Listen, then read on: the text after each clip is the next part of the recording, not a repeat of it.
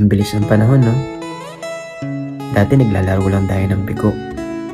Nagjojolin sa lupa. Tapos, tumbang preso bago lumubog yung araw. Pero ngayon parang hindi na lahat nararanasan ng bata yun. Lahat mabilis. Gadget, notification, scroll.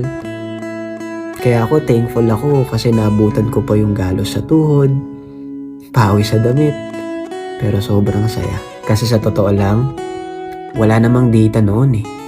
Pero grabe yung connection. Kaya alam nyo, na-realize ko, hindi lang laro yung tinuro sa atin eh. Tinuruan tayo ng teamwork, ng creativity, ng resilience, at higit sa lahat, kung paano maging masaya sa simpleng bagay. Kaya minsan hindi pala sa dami ng meron ka, kundi sa lalim ng connection at memories mo sa tao. Ang sarap balikan, no? Ang saya alalahanin lahat.